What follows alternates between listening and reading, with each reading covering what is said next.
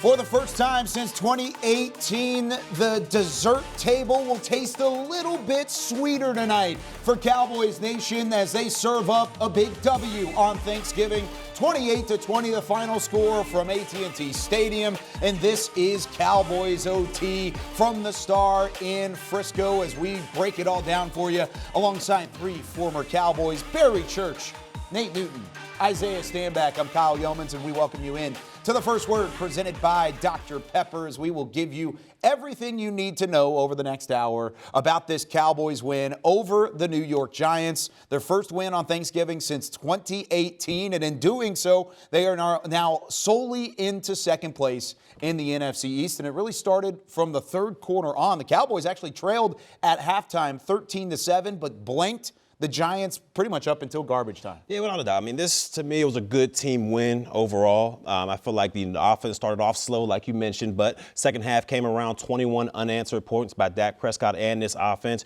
You see he started to get that connection with CeeDee Lamb, Michael Gallup, Noah Brown out there as well. The running game was a good part of this offense as well. Ezekiel Elliott got to go out there, got his touches, got his thing going with the tenderizer. Then you had Pollard out there doing what he usually does, is that explosive weapon for this offense. Defensively, I think they tried to get a lot of pressure, but Dayball, he did a good job of making sure he got the most out of Daniel Jones out there, moving him around the pocket, moving this offense around, making sure he wasn't a statue in the pocket for these defensive linemen to tee off on. But overall, I believe it was a great team win for the Cowboys, 8-3. On to the next one. You know, the New York Giants, they came out hot, man. They was on fire, but the Cowboys were sleepwalking. Yeah. But I just believe that as long as Dak is around 31 pass attempts and we 7 for 11 on third downs, I always think we're going to be in games. We was 33 minutes plus on time of possession. Like you say, our running game kept us in there. Our defense kept us in early. And at the end of the game, man, they were fresh. And Michael Parsons got his 2. Armstrong got his 1. This is how the Cowboys work. Complimentary football. Yes. It is. Thank you. You got it. Thank you. You were just trying to think of a Thanksgiving reference. That's what you were trying to looking find. for that song. Yeah. You know, East side.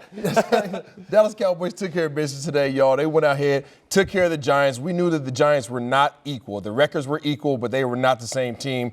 These guys are they have substantially more talent on both sides of the ball in all three facets of the game. The fact that they were able to remain in this game for as long as they did is actually very surprising. Actually, I give them a day bowl with his ravished offensive line. I give him a lot of kudos for that. But I think that these guys are stepping above what the Giants presented today. Defense played well. Offense was able to move the ball on the ground. Freaky Zeke was back. It was great to see him running the ball hard. And Tony Pollard played a complimentary back that he always has been. When he's been called upon to step up, he has. Dak has some good throws in there. As you mentioned, Barry, CeeDee Lamb is starting to get in sync with him. He's starting to make some big plays like the number one receiver that we expect him to be. Still a couple miscommunications offensively that actually obviously turned into a couple of interceptions, but overall, good dub. This was a good dub for the Cowboys because, like you said, it goes back to what Nate was saying. This is the blueprint for Cowboys wins. You don't overstretch your limits at the quarterback position. You run the football effectively with Ezekiel Elliott and Tony Pollard, and then you turn around and you just have dominant defense. When this defense needed to step up at its best, following a big 14-play, 75-yard drive to open the third quarter, they did just that. Outside of the final couple seconds of the fourth quarter, they blanked the Giants in the second half. There was no offensive rhythm, and that was a credit to what the adjustments were for Dan Quinn and the defensive staff at halftime. Yeah, like we talked about it in the pregame show, the key and what makes this defense so special, at least in my opinion, is the waves upon waves. I mean, I keep talking about it, but the waves upon waves that they're able to throw at opposing quarterbacks. You got Parsons, you got Armstrong, D-Law out there as well. They were able to swarm and make sure Daniel Jones or Saquon Barkley didn't take over this game.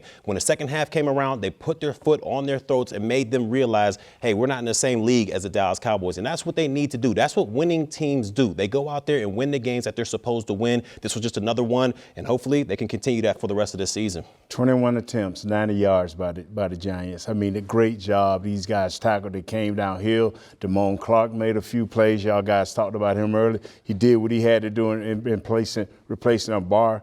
just a great job by the defense. Yeah. We might have to retitle the defense called the Beehive. You keep talking about swarming. These boys are swarming all over the place. I know they had Swiper, but we were swarming, okay? But the thing is, we kept these guys at 27% on third down conversions, held them under 100 yards rushing. As soon as we do that and we hold these teams to having to pass the ball, and we talk about it all the time, as soon as you are in a position where you have to drop back and throw the ball against the Dallas Cowboys, y'all messed up Ron, because that's what things bad are going to turn for you, because these guys can get after you over and over and over again with the ways that Barry Church already told you guys about. Yeah, Micah Parsons, another multi-sack game. We'll see a couple of those when we come back on Cowboys OT, because guess what? We've got highlights on how the Cowboys came out on top 28-20. That does it for the first word. Continue with us on the television side of things when we come back with more Cowboys OT.